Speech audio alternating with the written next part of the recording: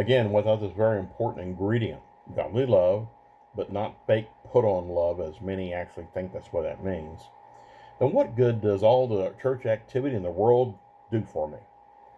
Love not only identifies a true Christian, John 13:35, Jesus talking, by this shall all men know that you are my disciples, if you have love toward one another, but it has become the only thing that can bring us true salvation. Because, and I pointed out in my first published book on Christian theology called Brotherly Love, the Gospel of Jesus Christ, it has become the actual gospel of Jesus. Romans 1:16. I'm not ashamed of the gospel of Christ, for it, and no other church activity, is the power of God unto salvation to everyone that believes, to the Jew first and also to the Greek. It's the only thing that can fulfill the law of Moses. Romans 13:8b through 10. He that loves another has fulfilled the law. For this, you shall not commit adultery, you shall not kill, you shall not steal, you shall not bear false witness, you shall not covet. And if there be any other commandment, it's briefly comprehended in this saying, namely, you shall love your neighbor as yourself. Love works no ill to his neighbor, therefore love is the fulfilling of the law. It's the doorway to allow us to embrace the new law after the inward man, Romans 7:22, which is also called the law of Christ. Galatians 6:2, bear you one another's burdens, love one another, and so fulfill the law of Christ. But even though that's all well and good, what does all that have to do with actual church services? Again, it's because of the flesh that we bring with us into the assembly, fleshly minds, fleshly understandings, fleshly worship, and hating one another, which makes it actually dangerous for us, because any of us can be susceptible to flesh without God's help. For once again, the church was originally designed by God to help educate us on how to be godly and pure, because none of us start off being mature. And within the confines of church walls, or even in home meetings, we can work things out from within us, evilness that is, so that we can grow up and become mature. Mature enough, that is, so that we can in turn help others to grow also. And if you notice, I threw it in there a moment ago, not just church services, but in home meetings too. It's just the gathering together of people. It's not the building that you go into, and all this I'll explain later, but it's what we do inside the building. It has to be godly ordained services. No matter if you're in an actual church building or a home meeting, it can't be casual and laid back and be a social club. It's got to be a church service. Again, mature enough, that is, that we can in turn help others to grow up too.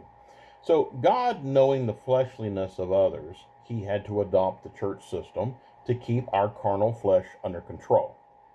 Else things would become very chaotic indeed. Again, this is the same for a home meeting. If you're going to have a home meeting, conduct it like a church service, okay? Because if you don't, and I learned this years ago, if there is not a certain amount of authority, God's authority, within a service setting, people, they get very fleshly very quickly. Therefore, the church stays in place today and will only be removed when God, and if God, deems it appropriate. But for now, it'll remain just as long as we are housed within flesh. Okay? Not only, but if the church building actually ceases to exist, where else do we meet up in order to fulfill Jesus' words here? Matthew 18:20, for where 2 or 3 are gathered together in my name, there am I in the midst of them. And Paul's words here, Hebrews 10:25, not forsaking the assembling of ourselves together, as the manner of some is, but exhorting one another, and so much the more as you see the day approaching. But did they only mean within a church building? And I go over here. No, it can mean a home meeting also. It actually doesn't matter where people meet up at, because people will always be people wherever they may be. And as it says in the book of Job, and as I explain why in my book, Satan, the Devil, and Hell, wherever the children of God are gathered, Satan's always in their midst. Job 1:6 and Job 2:1. So the flesh of man cannot be escaped from, no matter if you're within a church system or in a simpler home meeting. And because of this reasoning, the church system will never be perfect. Whether you have an evil man behind the helm or whether you have a good man behind the helm. Or as I've said, whether you have people gathered together, Satan is there. But as far as where people can meet up to praise God and to learn more about Him, we can meet up in a house meeting just as well as a church building.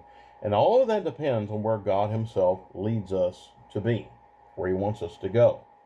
And He will lead us to exactly where He needs for, where we need to be for Him, or where we can work for Him, and of where we need to help other people.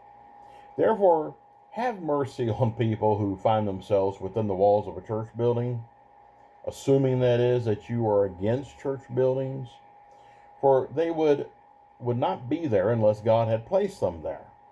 No more than those who find themselves in a house meeting. Have mercy on people that gather in a house meeting. God places people where He pleases. Therefore, we should not judge against such people for being where they are for such reasons. And I'm going to say, I had the experience of both. I've been in churches many times, many years over my life. I've been in house meetings for many years, and I've seen how both of them can function. Let's again remember what was spoken on in this verse, Romans 14:4. Who are you that judges another man's servant? In this case, God is the master. To his own master, God, he stands or falls. Yea, he shall be holden up, for God's able to make him stand. And that's whether that person is in a church building or a home meeting. Honestly, what difference does it make? The main thing is that we serve God wherever He places us.